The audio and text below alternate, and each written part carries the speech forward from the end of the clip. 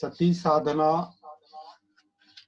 सती मतलब जागृति है, सती मतलब होश है, सती यानी भान है, सती यानी और एक पाली शब्द है उसके लिए अपमाद है, और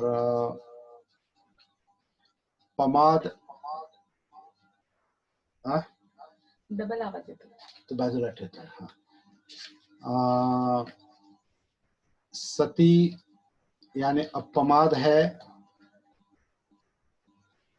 इस तरह सती का मतलब पहले समझ लेंगे. सती का मतलब जागृति है, भान है. और हम देखते हैं कि सिद्धार्थ गौतम ने गृह त्याग के बाद जो दुख मुक्ति का अनुसंधान करने के लिए उन्होंने जो प्रयास किए थे, तो अलग अलग तरीके के प्रयास थे. एक जो प्रयास है वो है ध्यान साधना का. तो आलार काला, मुद्दक रामपुत्र, भृगु ऋषि, इस तरह के जो उस वक्त के नामांकित और प्रसिद्ध लोग थे, ध्यानी गुरु थे, उनसे उन्होंने ध्यान साधना सीखी है. और कहते हैं कि 8 तरह की या 8 लेवल की ध्यान साधना उन्होंने सीखी थी उस वक्त, जिसे 4 रूप ध्यान, 4 अरूप ध्यान, इस तरह से नाम है. उसमें अभी नहीं जाएंगे हम लोग, लेकिन और उसमें वो माहिर हो गए थे. उसमें वो उन्होंने जो उन गुरुओं को प्राप्ति थी, इनको भी प्राप्ति हुई थी, और उस वक्त का वो सर्वोच्च ध्यान माना जाता था, ऐसा लगता है. तो सर्वोच्च ध्यान की अवस्था उन्होंने प्राप्त की थी. और उद्दक रामपुत्र और आलार कालाम ने उनसे कहा कि हमारे पास जो है वो सब हमने आपको बताया है, दिया है, अभी हमारे पास बताने के लिए ज्यादा कुछ नहीं है. दोनों ने कहा एक एक करके.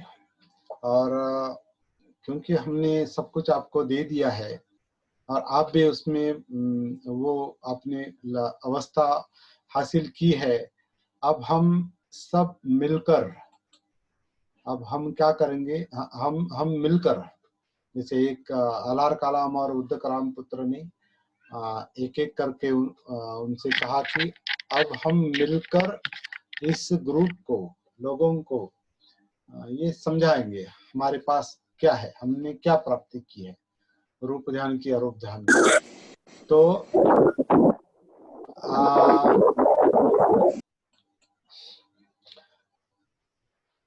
सिद्धार्थ गौतम ने उनको जवाब दिया था कि बहुत अच्छी बात है, आपका धन्यवाद देता हूं कि आपके पास जो है आपने हमें सिखाया और उसमें हमने पारंगतता भी हासिल की है, प्रावीण्य हासिल किया है. लेकिन इस तरीके से, इस ध्यान के जरिए दुख मुक्ति की अवस्था नहीं प्राप्त हो सकती है, दुख मुक्ति नहीं मिलती. जिसलिए हमने घर छोड़ा है, राजपाट छोड़ा है, गृह त्याग किया है, वो मकसद जो है वो हासिल नहीं हो पा रहा है, मतलब दुख मुक्ति नहीं मिल पा रही. क्योंकि जीवन में दुख क्यों है, ये उनके सामने सवाल था. और हम सब लोग जानते हैं, जैसे कि 4 दृश्य उन्होंने देखे थे. बूढ़ा आदमी देखा था, और बीमार आदमी देखा था, मृतदेह देखा था. तो इन 3 अवस्थाएं देखकर उनको लगा था कि जीवन में अगर यही जीवन का अगर यही हाल है कि जन्म होना मतलब बीमार पड़ना, जन्म के बाद बुढ़ापा आना, जन्म के बाद मृत्यु होना, और सब दुख की ही ये अवस्थाएं हैं, तो फिर जीवन यानी दुख ही है क्या, और कुछ नहीं क्या. तो ये सवाल उनके सामने था. बाबा साहब ने थोड़ा अलग ढंग से इसको रखा है, उसको सामाजिक कारण उन्होंने बताया कि युद्धजन्य परिस्थिति जो थी, शाक्य और कोलीय इनका जो युद्ध था, तो शाक्य उनका कुल था, कोलीय उनकी माता माता का कुल था, और इन लोगों, इन दो पार्टियों में रोहिणी नदी को लेकर कुछ संघर्ष खड़ा हुआ था और युद्धजन्य परिस्थिति निर्माण हुई थी। और शाक्यों के लोग सिद्धार्थ से कहते हैं कि आपको भी युद्ध में सम्मिलित होना पड़ेगा, लेकिन युद्ध कोई हल नहीं जिससे आपकी समस्या सुलझ सकती है। ऐसा सिद्धार्थ गौतम को लगा कि युद्ध कोई आखिरी हल नहीं है, चर्चा से भी प्रश्न सुलझ सकता है। लेकिन शाक्यों ने वो बात नहीं मानी, तो फिर उनको देश निकाला करने के लिए, देश निकाला किया उनका, और उनको वहां से जाने के लिए कहा, या तो आपके पूरे परिवार पर एक तरह की पाबंदी लगाई जाएगी। तो सिद्धार्थ गौतम ने जो विकल्प चुना है कि माँ बाप को या पत्नी और बच्चों को, दूसरों को तकलीफ देने के बजाय मैं ही देश निकाला स्वीकारता हूँ, मैं ये राज्य का त्याग करता हूँ। और फिर फिर उन्होंने वो जो त्याग किया, ये कारण बाबा साहब ने बताया है गृह त्याग का। कारण कोई भी हो, मुख्य बात यह है, युद्धजन्य परिस्थिति हो या बूढ़ा देखा हो, बीमार आदमी देखा हो, मृतदेह देखा हो, उसका मतलब एक ही है, और वो है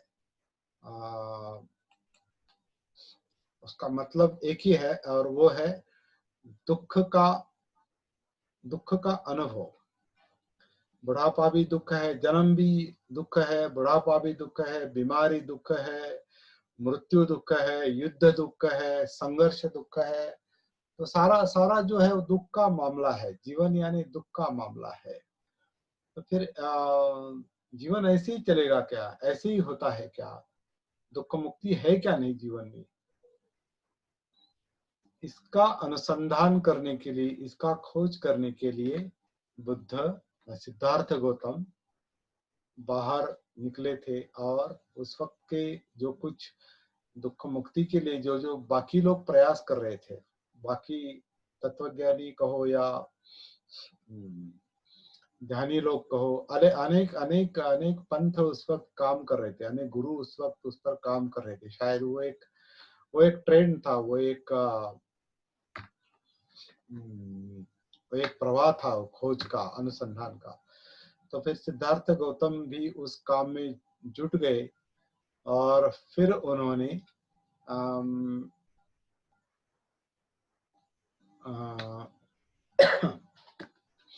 क्या कहेंगे कि फिर उन्होंने जो जो गुरु मिले, उनसे जो कुछ उन्होंने सीखने की कोशिश की, उनमें से जो प्रमुख थे वो अलार कालाम और उद्दक रामपुत्र थे। लेकिन अलार कालाम, उद्दक रामपुत्र उस वक्त के वो बहुत ही चोटी के ध्यानी लोग थे। उनसे उन्होंने जो कुछ सीखा, जो ध्यान सीखे, इसे रूप ध्यान और अरूप ध्यान कहते हैं। वो रूप ध्यान और अरूप ध्यान सीखने के बाद एक तरह की एकाग्रता की अवस्था उनमें आई। मन एकाग्र हुआ, लेकिन दुख मुक्त नहीं हुआ। जो जीवन की मुख्य समस्या है वो उससे नहीं सुलझ सकी। तो ध्यान से मन एकाग्र होता है, क्योंकि दूसरी विषय में उसे लगा दिया जाता है। दूसरे विषय में क्यों लगाना है? क्योंकि यहाँ मन में जो कई सारी विचार प्रक्रिया है, इमोशंस है, भावनाएं हैं, मन और चित्त, जो इनमें जो जो संघर्ष चलता है, और उसके कारण जो तनाव रहता है, वो तनाव से मुक्त होने के लिए, मतलब दुख से मुक्त होने के लिए हम किसी दूसरे विषय में अपना मन लगाते हैं, उसे ध्यान कहा जाता है। लेकिन इससे दुख के कारण पर काम नहीं होता। ये शायद सिद्धार्थ गौतम के उनको उनका ये अनुभव रहा होगा, और हम भी ये अनुभव करते हैं। जो लोग इसमें इस साधना में काम करते हैं, ध्यान साधना में और कोई साधनाएं करते हैं, तो उनका भी ये अनुभव है कि कई साल इस प्रयास करने के बावजूद, प्रयास करने के बावजूद दुख मुक्ति की अवस्था प्राप्त नहीं होती। दुख मुक्ति की अवस्था प्राप्त होने के लिए, जिसे निब्बान कहा है, निब्बान कहा है, दुख मुक्ति कहा है, वो दुख मुक्ति की अवस्था दुख से, दुख का सामना करने से, दुख को समझ लेने से, दुख का स्वरूप समझ लेने से दुख का अनुभव होता है। मतलब दुख का पता चलता है, दुख के कारण का पता चलता है, फिर उसका निवारण किया जा सकता है। और उस निवारण का जो मार्ग है वो सिद्धार्थ गौतम ने ढूंढा है, तब उन्हें निर्वाण प्राप्ति हुई, निब्बान प्राप्ति हुई, दुख मुक्ति की अवस्था प्राप्त हुई। और वो जो मार्ग है उसे धम्म कहा है। धम्म यानी अस्तित्व जाना है, उन्होंने अस्तित्व का सत्य जाना है, जीवन का सत्य जाना है। क्या है जीवन का सत्य? कि जीवन का सत्य जो है वो सब्बे संखारा दुखाति यदा पय्याय पश्यति। उन्होंने प्रज्ञा से, जागृति से, बोधि से क्या देखा है कि सब्बे संखारा दुखाति, मतलब पूरे संस्कार, संस्कार यानी संस्कारित अस्तित्व, संस्कारित अस्तित्व मतलब अपना जीवन, जीवन जो है वो दुख ही है। सब्बे संखारा दुखाति, दुख ही है। लेकिन ये जो प्रज्ञा से देखता है, डायरेक्ट देखता है, डायरेक्ट इनसाइट, जिनको जो प्रज्ञा से देखता है, दुख को देखता है, दुख को महसूस करता है, तो दुख के कारण का भी पता चलता है, और फिर कारण का निवारण करने से दुख का निवारण होता है। तो इस तरह से दुख मुक्ति मिल सकती है। दुख को टालकर मन को दूसरे विषयों में लगाने से, एंटरटेनमेंट में लगाने से, कुछ दूसरा कुछ करने से, या ध्यान करने से, मनोरंजन करने से, इससे दुख से मुक्ति नहीं मिल सकती। इससे दुख को भुलाया जाता है, दुख को भूलना चाहता है मन, दुख को भूलना चाहता है। मतलब हम दुख को भूलना चाहते हैं, और किसी भी बात को भूलकर हम उस समस्या का निराकरण नहीं कर सकते। जैसे हम बीमार है, तो बीमारी को, चलो बीमारी है, बीमारी को छोड़ दो, बीमारी पर उपचार मत करो, बीमारी को भूल जाओ और दूसरी तरफ मन लगाओ, दूसरे विषय में मन लगाओ और बीमारी को भूल जाओ। तो इस तरह से बीमारी का निवारण तो हो नहीं सकता, बीमारी से मुक्ति तो मिल नहीं सकती। दुख, बीमारी से मुक्ति पानी है तो बीमारी को देखना पड़ेगा, बीमारी पर काम करना पड़ेगा। और बीमारी पर काम करके आप बीमारी से मुक्ति पा सकते हैं। बीमारी खत्म करने के लिए उस पर दवाइयां इस्तेमाल कर सकते हैं, या कोई सर्जरी कर सकते हैं। डॉक्टर क्या करते हैं, उस पर, उस बीमारी को, और बीमारी को विषय बनाते हैं, तब वो बीमारी से छुटकारा पाया जा सकता है। इस तरह से दुख को भी विषय बनाना पड़ता है, दुख का सामना करना पड़ता है, दुख को समझ लेना पड़ता है, और फिर उस दुख के कारण में जाना पड़ता है, फिर उसका निवारण या निब्बान मिल सकता है। तो यही बात सिद्धार्थ गौतम के समझ में आई, और उन्होंने जीवन के दुख का सामना करने की एक तरह से उनके मन में एक संकल्प आया कि दुख को टालने के बजाय दुख का बोध होना चाहिए, जीवन का बोध होना चाहिए, जिसमें दुख है, इस अस्तित्व में दुख है, इस संस्कारों में दुख है, तो इसको देखना पड़ेगा, इसका बोध होना चाहिए।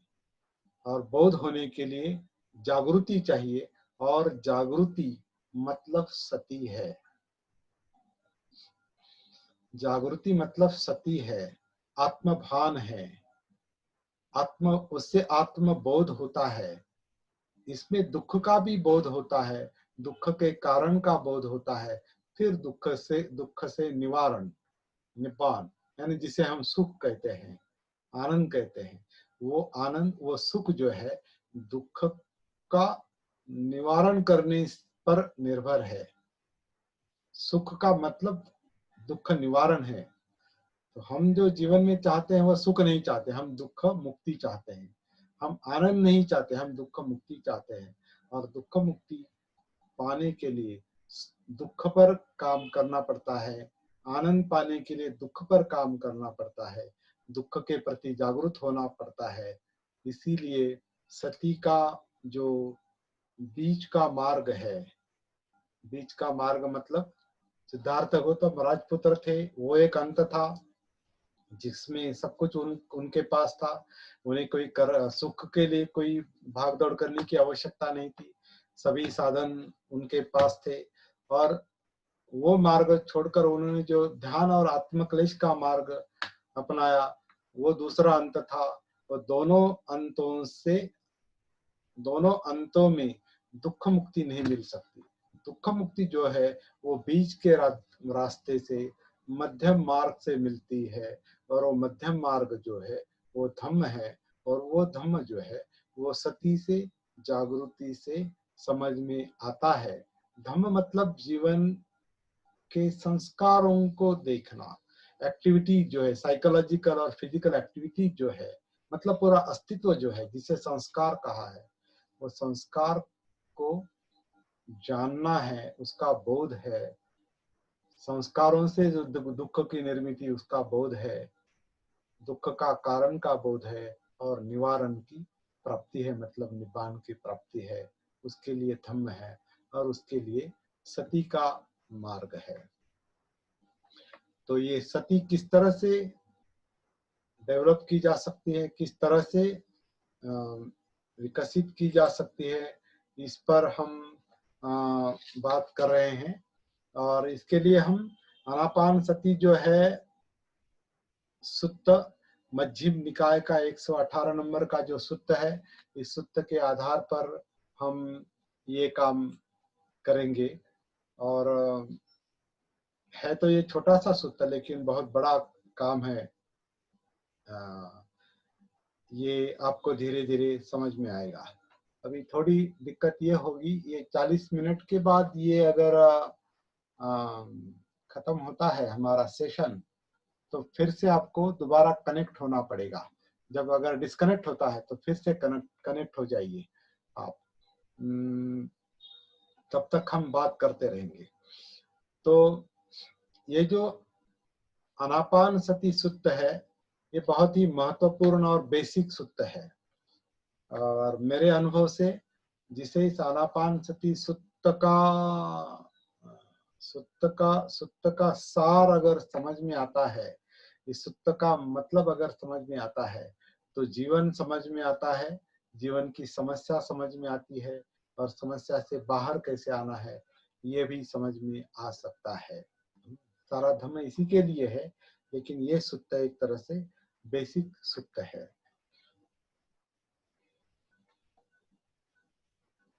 तो इस सुत्त का एक थोड़ा सा वाचन मैं थोड़ा सा पढ़ता हूँ इसको, और थोड़ा पढ़ता, सब पूरा का पूरा आज नहीं पढ़ेंगे। तो थोड़ा जो उसका जो सार है, जिसे हम वन लाइन कहेंगे, वन लाइन, उसका जो सार है, उस सार पर ज्यादा हम ध्यान देंगे, उसके प्रति हम अवेयर रहेंगे, जागरूक रहेंगे। आनापान सती सुत्त, मध्यम निकाय, सूत्र क्रमांक 118 का है। ऐसा मैंने सुना। ये बुद्ध के जो ज्येष्ठ शिष्य थे, जिन्होंने 25 साल बुद्ध की सेवा की, उनके साथी रहे 25 साल, और उनके वो चचेरे भाई थे आनंद। तो आनंद ने ये सुत्त बताया है। वैसे सारा सुत्त पिटक आनंद ने ही बताया है। तो हर सूत्र की शुरुआत जो है इस तरीके से है, ऐसा मैंने सुना, मतलब ऐसा मैंने तथागत से सुना या किसी से सुना। लेकिन ज्यादातर सूत्र बुद्ध ने ही बताए हुए हैं, इसलिए इसका मतलब है मैंने ऐसा सुना, ऐसा मैंने सुना बुद्ध से, ऐसा मैंने सुना। एक समय तथागत श्रावस्ती में मिगार माता प्रासाद के पूर्वाराम में सारिपुत्र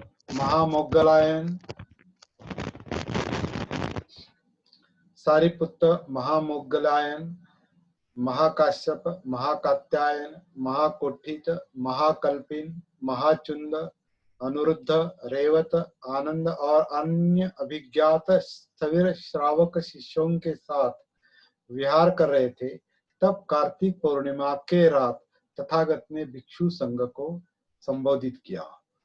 ये जो बेसिक सूत्र है, इनमें इतने सारे कुछ प्राप्ति किए हुए लोग थे, इसमें प्राप्ति किए हुए लोग थे। जो प्राप्ति जो है, उस प्राप्ति क्या है इसके बारे में हम बाद में चर्चा करने वाले हैं कभी। तो ये जो सारिपुत्र, महामोग्गलायन आदि, महाकाश्यप आदि जो लोग हैं, ये सारे लोग दुख मुक्ति के नजदीक थे या दुख मुक्ति यानी अरहत पद उन्होंने प्राप्त किया था, और इनको बुद्ध ने, तथागत ने आनापानसति सूत्र बताया है। इससे भी इस सूत्र का महत्व समझ में आता है। तो क्या कहा है आगे, भिक्षुओं साधकों, ये साधकों शब्द मैंने जोड़ा है, भिक्षुओं साधकों, मैंने इस दुख मुक्ति विमुक्ति के मार्ग के लिए प्रयत्न किए हैं। इस मार्ग में ही मेरा चित्त लगा हुआ था। भिक्षुओं साधकों, जो प्राप्त करना है उसे प्राप्त करने के लिए जिसका साक्षात्कार करना है, अनुभव करना है, उसका अनुभव करने के लिए प्रयत्न करो। भिक्षुओं साधकों, आनापान सती की भावना, भावना मतलब साधना, अभ्यास, प्रैक्टिस। आनापान सती की भावना करना महाफलदायक है। आनापान सती की अधिकाधिक भावना करने से वह 4 सतिपट्ठानों को परिपूर्ण करती है, और सतिपट्ठानों की भावना अधिकाधिक करने से 7 बोध्यांगों की परिपूर्णता साध्य होती है, और 7 बोध्यांगों के कारण विद्या और विमुक्ति की परिपूर्णता साध्य होती है। यहाँ विद्या यानी अज्ञान का नाश है, और विमुक्ति यानी निब्बाण है, दुख मुक्ति है। तो बहुत सरल बात बताई है कि विमुक्ति, दुख मुक्ति अगर प्राप्त करनी है तो इस तरीके से, इस पद्धति से वो काम हो सकता है। आनापान सती से सतिपट्ठान, सतिपट्ठान से सप्तबोध्यांग, और सप्तबोध्यांग से विमुक्ति, दुख मुक्ति।